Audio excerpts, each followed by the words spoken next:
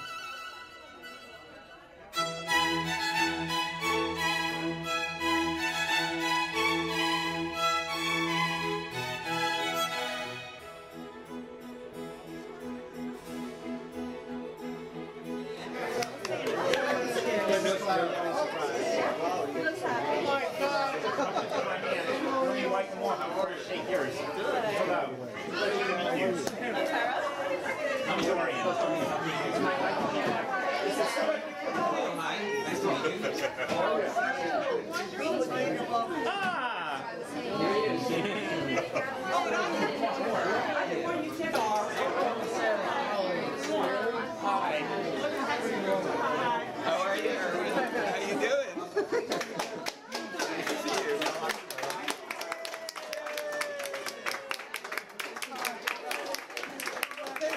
Haven't seen you for a long time.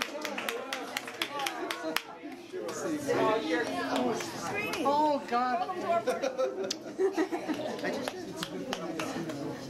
We're giving other people a turn, like you. He's with the camera. Oh.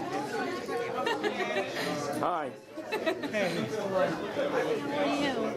How are you? That's my favorite dad. Oh, I'm sorry. This is my daughter. Who's this baby? That's David's son, Sam. Oh my God. That's Lucy, David's son. Thank you. Jackie. Boy, is she the one that wrote the book? Yes, she's the one that inspired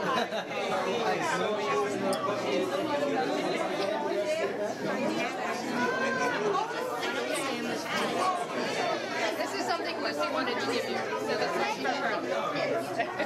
It's a picture. It's her picture frame. She wanted you to have it. Thank you. I think it's going to sell you. She's right there. Oh, yeah. Oh my God, how are you? Yes, he was surprised. Oh, it's so nice. But he stamped it.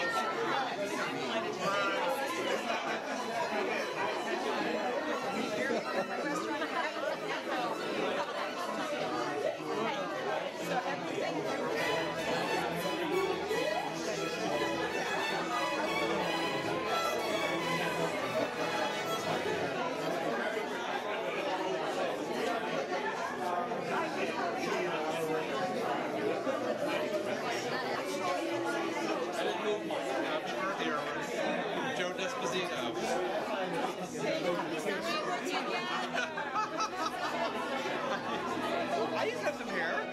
How do you do? Happy birthday.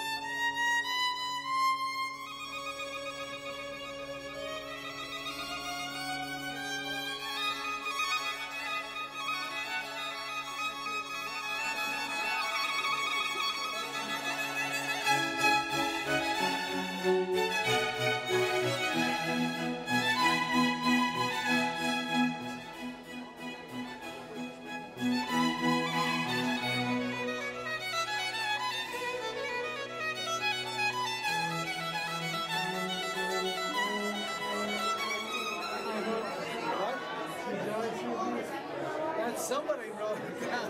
You said it. Over here, I understand the translation here. Don't hit below the belt.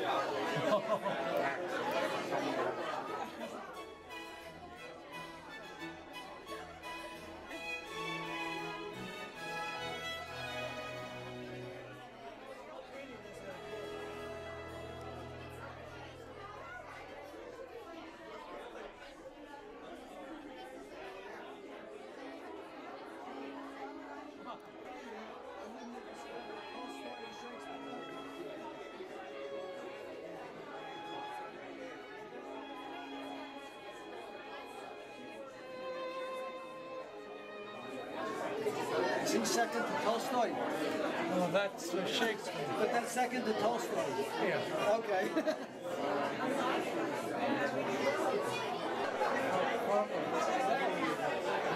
That's respect for you.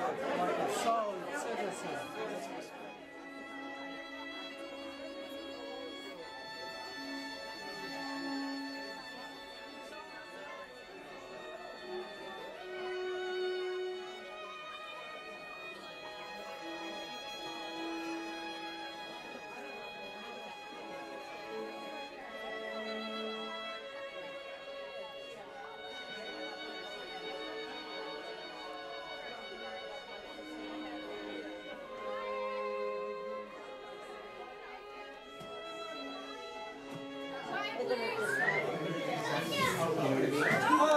Can I have your attention? Boy, I feel like I'm back in the classroom again. I want to thank all of you for coming here. It was really a wonderful occasion, and I haven't seen people I haven't seen in years. You know, it's so good to see you guys. But I just wanted to let you know, first of all, I'm Ginsberg. Not Greenberg, or sometimes people would call me Greensberg. And then I always used to say, you know, I'm the other guy. But anyhow, you know, Greeny and I, as all of you know, were sharing a room at Art and Design 416. And now James Harrington has classes in that very same room. And I just want to call your attention to, I was really struck by all these quotes around, most of which I forgot until I just came in here. And these are just gems. You know, things that Greeny said that all of us remember to some degree. And now we will remember them more. I think we should make a book of this and distribute it, you know, it'll become famous. Have David illustrate it. Right, okay. Okay, next job. Anyhow, it was a wonderful, wonderful relationship that I had with Greeny over these years. I remember when he came to Art and Design back in '67, and then right away, you know, we started a friendship, and since then, you know, we've been going strong. And of course, the highlight of all that was the morning group, where we used to come at 6:30 in the morning and paint. And that was quite a sacrifice. You know, all these students who defied their parents to some degree, especially the girls whose parents didn't want them to leave so early in the morning, you know, and come to that morning group. So that was really a sacrifice, but they did very well, and I was amazed at how many people did come, how many students were that serious and came at that time. And I must say that, you know, during your teens, coming and painting every day and drawing every day was really, I think, a tremendous foundation. Because I think that if we didn't have that, many of the students would not have been able to develop this, you know, after that. You know, because this was a foundation that I think stayed with so many, and so many who are not even here now, for the rest of their lives. I'm not too good a speaker, so if anybody else, you know, has some ideas they'd like to mention, including my friend Greeny, because he's really a good speaker. You know, I mean, he told stories, and I can't tell you how many people learned about Tolstoy and Irwin, Shakespeare, in an art class. And I think also another thing I'd like to mention, and this really promoted the cause of realism, because this was during abstract times when the administration of the school and the art establishment was going in a more abstract direction. And to defy that really took guts. And I think that we appealed to the basic, sincere instincts of people. So they really enjoyed getting to do realism that they did not have an opportunity to do in the other classes.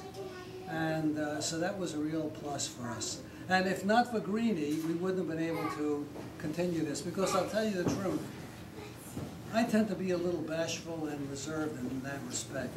But he's the one who really promoted it and encouraged me to continue with this venture. So, thank you, Greeny.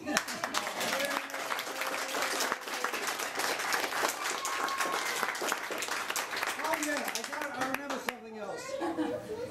I bought my first French easel in 1979, and Greeny and I took a trip to Portugal, and we were painting, and it was like the odd couple, you know?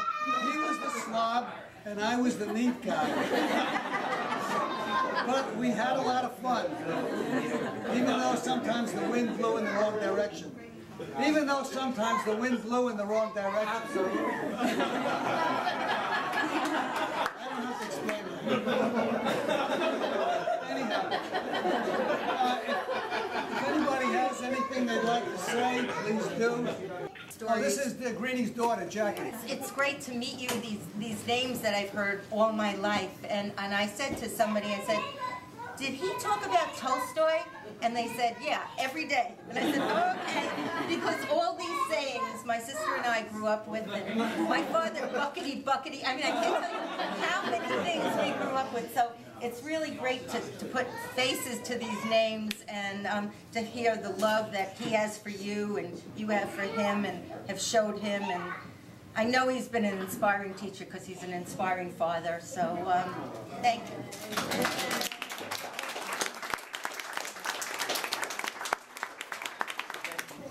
I have a quick question. Is anybody here earlier than 74? Did anybody graduate? Oh, by the way, this is Julia Santos, graduated in 74. I'm just trying to establish if I'm one of the oldest people here. But my name is Julia Santos, and I was one of the people that Max mentioned, who was a girl who had to be in class at 6:30. But I am here really because Greenberg has such an impact in my life, and I went to some really good places. I was very lucky in my life. I studied at RISD immediately after art and design. I went to Italy. I've done a lot of things with a lot of people, but no one ever touches what Greenberg did for me. He was a parent, he was a teacher, and he taught me how to be an artist. That it meant adopting a lifestyle. That it meant giving up buying fancy shoes to buy art supplies. That it meant having a second job. He really gave me such a broad background that I have to tell you truthfully, I have dipped in that green well my entire adult life, and that's such a gift. Greenberg gave me an extraordinary gift, and I held on to it when I needed it, when it was hard to pay, when it was hard to find a job, when I was raising a child, when I was having trouble with my boyfriend. All the time, he gave me strength, and he gave me inspiration. And he told me when I was 16 years old that artists don't reach their peak till they're 50. And I looked at him and I said, wow, Greeny, said it must be true. So I was saying to someone, I didn't care when I turned 21 and I could drink legally. I couldn't wait to turn 50. My entire life, I just wanted to be 50 years old because I knew something magical was going to happen. And that came from him. There's so much, and I am so grateful. Thank you, Greeny.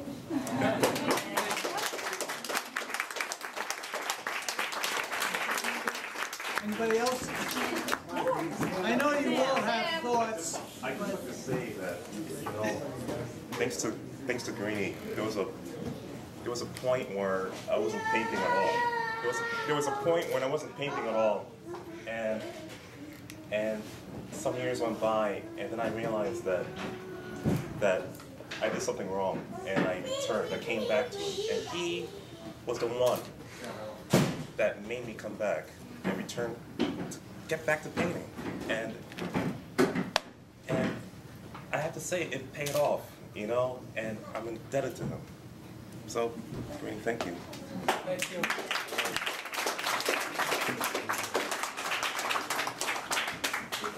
So I'll say a little bit as well. I think that the running theme here is really that one person. So many of us have had like pivotal experiences in our life that alter and change the direction. And sometimes they're good, sometimes they're bad. With Greeny, it's been great. And at a time for all of us when we're young and impressionable, when things can easily mold us, and to be fortunate to have another human being to come in and set up something that you can reach to achieve, that you can say, yeah, I can't wait till I'm 50. You know, that when you've given up on something, that the words of that another human being can reach out and grab you and pull you back and put you back on track. And I've always been painting. I've grown up in an artistic family, but when I came into that classroom for the very first time, it was so different for me to be in, not only with Greeny, but with Steve and Max, that these people were doing something authentic, real. They weren't just preaching, but they were sitting down and painting with you. They were showing you like that we're not just talking the game, we're showing you that we're doing this. This is a real thing. And that I think what we're all talking about, something that touches us, is when we feel that something's authentic, when it's real, that somebody really has your best interests in mind. They're not bullshitting you. They're coming out and speaking honestly and truly. And in those hours of the night, whenever I was illustrating or working through a problem or working on some kind of painting, and I felt like, oh, I'm so tired, I could just give up now. And Greeny's voice would come back to say, you know, if you're going to do something, do it right. Do your best. Give your best effort. And so it would compel me to push forward, gather up my strength and say, if I'm going to do this, if I'm going to live, give your best effort. And there's few people, certainly we read about Tolstoy, we read about like some of these people in history, but to have been fortunate enough to have another human being that has touched us in that way, that we can say, wow, this is a human being that I spoke to, and that it's not just something that I'm reading in a book, but it's another human being, and those are the words that have touched me. I've loved reading Nietzsche and having that philosophy, and from time to time, there was one incident actually. We all have coats, we can see them around, and every day after class, after pull my finger and these other things, Greeny would leave the class, and his last comment on leaving the class was to say, live recklessly. And I thought, you know, that's probably just really kind of funny, and you know, it kind of goes with everything else. And it was years later when I was reading Nietzsche, there was a moment in that where he was talking about the meaning of life, and how the meaning of life was wrapped up in the passions, and how to do something that was that you really felt was your own and authentically yours was dangerous, and that you would have to go on your own path, and you'd have to leave everything else that was you were conditioned to do, that everything that was there for you, that was taught, and that was to live recklessly. And I saw it in quotes, and I thought, oh my God, that's what he's been saying all this time. And it all came full circle, and I said, yes, that's it. And he's been saying to live authentically. And so when you fall off your track, or when you're up late at night, or when you're doing your thing, it's tough, it's hard. But to live recklessly is to live life, to really, truly be alive. And that's one of the gifts that I say thank you very much. Thank you. You're very welcome.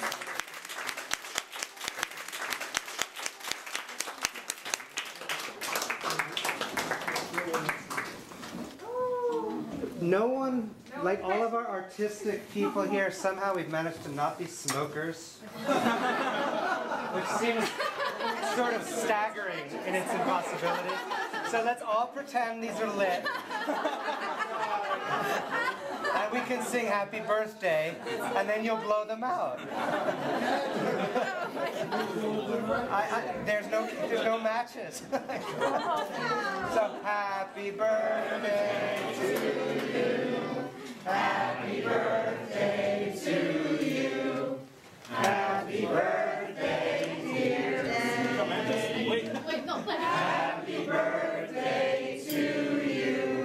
You had matches. Oh, Maddie had matches. I was asking everybody. You want to do it? Let's do it again. Sort of like MacArthur landing in Iwo Jima. He will return. Let's just redo the photo op. No one will know. 15 years we won't remember that we did it. Put it in Photoshop. In Photoshop. We got that. We got a big button.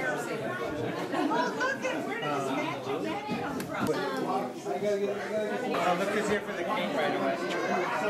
Okay. Happy birthday.